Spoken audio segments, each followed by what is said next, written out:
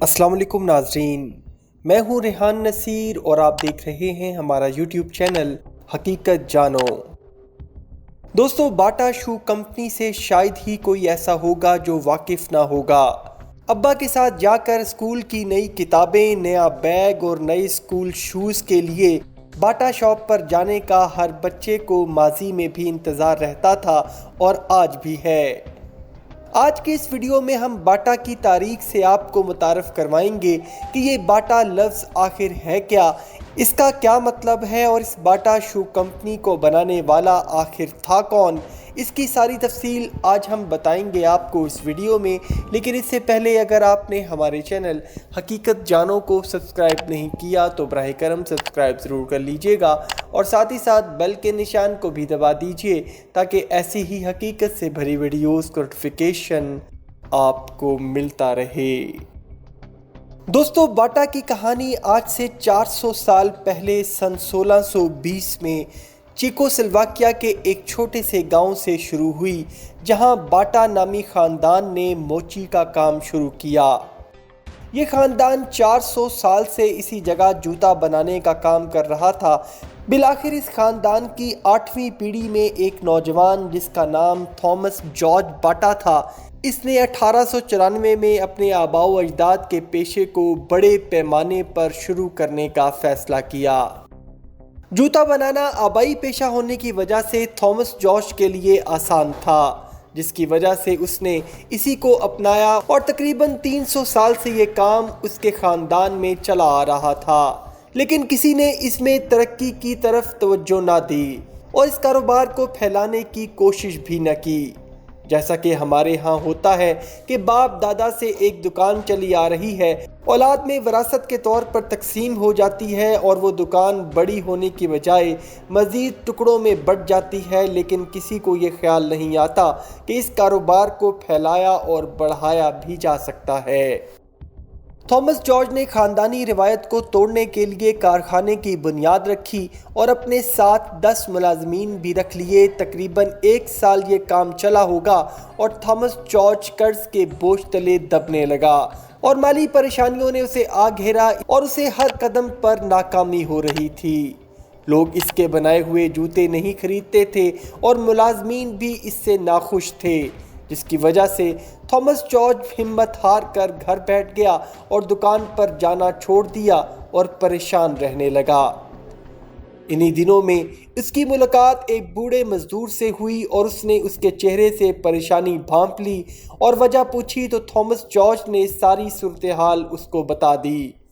मामला सुनने के बाद बूढ़े मजदूर ने कहा कि बेटा, तुम हमेशा यही ख्याल करो कि मेरी प्रोडक्ट महंगी है और मैं मजदूरों को उनकी मेहनत से कम तनख्वाह दे रहा हूँ। इसी तरह तुम ये कोशिश करते रहोगे कि किसी तरह मेरी प्रोडक्ट सस्ती हो और मैं मजदूरों को ज़्यादा तनख्वाह दूँ। दोस्तों, ये बात तीर की तरह थॉमस जॉर्ज के दिल को लगी और हमेशा के लिए इस पर अमल करने की ठान ली। थॉमस जॉर्ज चमड़े के जूते बनाने के साथ साथ मोटे कपड़े से जूते तैयार करने लगा और लोगों ने भी इसे बहुत पसंद किया। इन जूतों की मकबूलियत और मांग बढ़ने से मुलाजमीन की तादाद 10 से 50 हो गई और थॉमस जॉर्ज ने प्रोडक्ट के सस्ते होने की तरफ तवज्जो दी और इसी तरह मुलाजमीन की भी उजरत का ख्याल रखा। इसके अलावा थॉमस जॉर्ज ने बाटा प्राइस भी मुतारफ़ करवाई, जिसके मुताबिक प्रोडक्ट की कीमत 9 के हिस्से पर ख़त्म होती थी। इस टेक्निक के मुताबिक किसी भी चीज़ की कीमत 99 या 1999 पर ख़त्म होती थी, जो देखने में 100 या 20 से बेहतर लगती थी। हालांकि एक अदद का ही फ़र्क पड़ता था।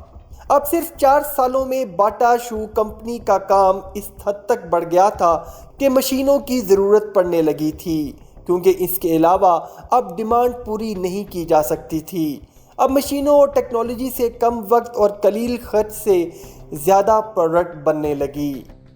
जबकि थॉमस जॉर्ज हमेशा एक ताजर की तरह सोचता रहता है कि अपने कारोबार को बढ़ाने के लिए क्या कुछ कर सकता है। वो कारोबारी हजरात से मुशावरत भी करता और उनके मशवरों पर अमल भी करता। चुनांचे 1904 में उसने अपनी कंपनी में मैकेनिकल प्रोडक्ट टेक्निक मुतारफ़ करवाई। इस तरह बाटा कंपनी यूरोप की पहली जोफ साज कंपनी बन गई। 1912 میں اس کمپنی کے ملازمین 600 ہو چکے تھے، جو اس کی ترقی کا منہ بولتا ثبوت تھا۔ اس کے علاوہ 1904 میں جب پہلی جنگ عظیم شروع ہوئی تو یہ ان کے لیے کرۂ فال ثابت ہوئی، کیونکہ اب تھامس جارج کے پاس جرمن فوج کے جوتے بنانے کے لیے آرڈر آنے لگے تھے، اور 1914 سے 1918 تک اس کو 10 گنا زیادہ ملازمین رکھنے پڑ گئے۔ مگر چونکہ یہ بھی حقیقت ہے کہ کاروباری دنیا میں کامیابی کے ساتھ ساتھ پریشانیوں کا بھی سامنا کرنا پڑتا ہے، لہٰذا جنگ کے بعد اس کا کاروبار بہت مندہ ہو گیا، لیکن اس نے ہمت بالکل نہیں ہاری، اور 1925 میں پھر سے اس کا بزنس عروج کی طرف بڑھنے لگا۔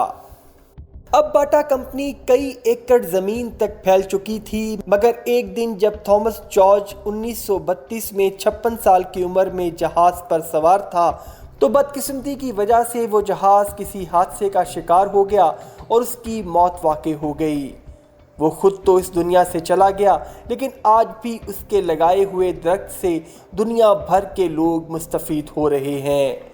آج باٹا کا ہیڈ کوارٹر سوئٹزرلینڈ کے شہر لوزین میں ہے۔ دنیا کے 18 ممالک میں باٹا کی فیکٹریاں قائم ہیں، اور دنیا بھر کے 70 سے زیادہ ممالک میں 5200 سے بھی زیادہ سٹورز ہیں۔ باٹا پہلی شو کمپنی ہے جس نے 1993 میں انٹرنیشنل اسٹینڈرڈ آرگنائزیشن کا سرٹیفکیٹ بھی حاصل کیا۔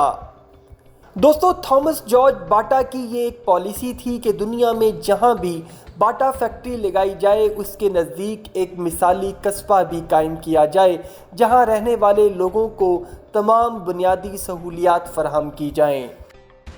یہی وجہ ہے کہ دنیا میں جہاں بھی باٹا کی فیکٹریاں قائم ہیں ان کے قریب باٹا کے نام سے ایک قصبہ بھی موجود ہے، جیسے کہ بھارت میں باٹا نگر، پاکستان میں باٹا پور، ہالینڈ میں باٹا ڈراپ اور فرانس میں باٹا ولا، اور ایسے ہی مزید کئی شہر باٹا کے نام سے قائم ہیں۔ ایک محتاط اندازے کے مطابق آج باٹا روزانہ تقریباً 10 لاکھ کسٹمرز کو ڈیل کرتا ہے، خاص طور پر انڈیا، پاکستان، یورپ، آسٹریلیا اور تقریباً پورے ایشیا میں اپنی دھاک بٹھائے ہوئے ہے۔ ٹورنٹو، کینیڈا میں اسی خاندان کے ایک فرد سوجا باٹا نے باٹا شوز میوزیم بھی قائم کر رکھا ہے۔ باٹا فلاحی کاموں میں بڑھ چڑھ کر حصہ لیتا ہے، اور شاید باٹا کے قائم و دائم رہنے کی یہی ایک وجہ بھی ہے۔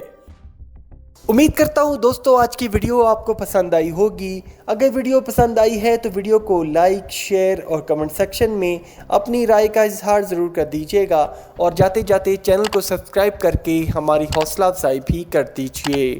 اپنا اور اپنے گھر والوں کا بہت سا خیال رکھیے گا۔ اللہ حافظ۔